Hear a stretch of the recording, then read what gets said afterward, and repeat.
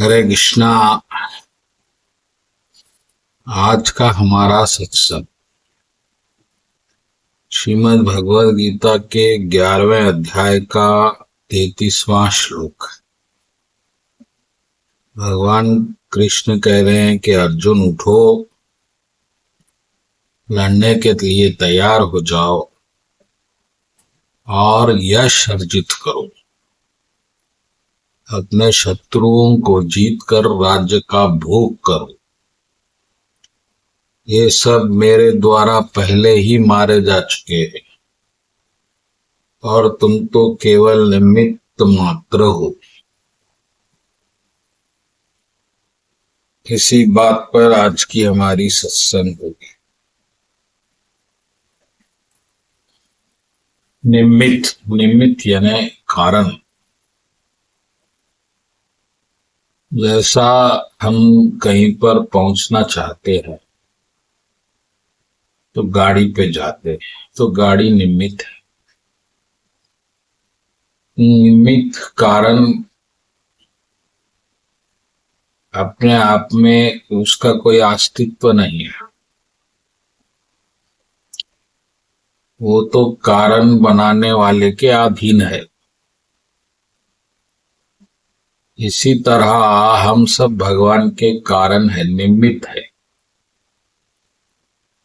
यानी कि भगवान हमसे जो काम लेना चाहते हैं वो काम लेते हैं और हमको ऐसा लगता है कि हम अपनी मर्जी से कुछ कर रहे हैं, कुछ नहीं कर रहे हैं। ये सब हमारा अहंकार है, लेकिन इसमें कोई वास्तविकता नहीं है। ये भगवान अर्जुन को बताना चाह रहे। जैसा कि आप जानते हैं, अर्जुन युद्ध नहीं करना चाहता, उसके अपने कारण हैं। अर्जुन युद्ध को धर्म के विरुद्ध समझता है और पाप भी समझता है, क्योंकि युद्ध में जो लोग मारे जाएंगे उसका पाप तो अर्जुन को लगेगा। और गुरु को मारना, दादा को मारना तो पाप है, धर्म विरुद्ध है। ऐसी बुद्धि से युक्त हुआ अर्जुन भगवान से तर्क कर रहा है कि मैं नहीं लड़ूंगा। तो भगवान ने उसे अंतिम में सत्य बता दिया।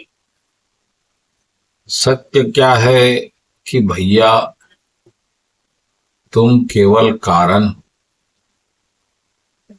तुमको बुद्धि चलाने का अधिकार भी नहीं है।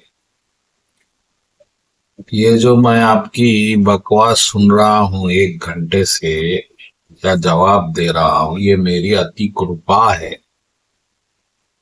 ताकि तुम्हें ग्लानि ना हो। लेकिन तुमको बात तो समझ में नहीं आ रही है, इसीलिए मैं सत्य बताने पे बाध्य हो गया हूं कि तुम्हारे पास युद्ध करने नहीं करने का कोई अधिकार ही नहीं है। तुम तो एक मेरे मोहरे हो, निमित्त। और जो मोहरे से मुझे जो काम लेना है मैं वो काम लेता हूं। तुम चाहो या मत चाहो, तुम्हें कोई स्वतंत्रता नहीं है। ऐसा भगवान ने स्पष्ट रूप से अर्जुन को समझा दिया। और समझा ही नहीं दिया, आगे भगवान ने बता भी दिया कि देखो युद्ध तो हो चुका है, ये लोग मेरे द्वारा पहले ही मारे जा चुके हैं। अब तुम्हें क्या करना है? तुम्हें बस हाथ पांव चलाना है, वो भी मैं ही चलाऊंगा। ये भगवान की महिमा है, ये भगवान की भक्तों पे अति कृपा है कि भगवान अर्जुन को राज देना चाह रहे हैं कि राज करो। दुर्योधन को हटाओ। ये भगवान की। तो आप भी ये याद रखिए कि आपके जीवन में जितना भी अच्छा हो रहा है, ये आपकी चतुराई, आपकी बुद्धि से नहीं हो रहा है, ये प्रभु की कृपा से हो रहा है। और प्रभु की कृपा आप पे है वो इसलिए कि आप उनके भक्त बने और उनसे हमेशा जुड़े रहे। ऐसा नहीं कि कृपा हो रही है तो और मजे करूंगा, भगवान को भूल जाऊंगा, ये गलत बात।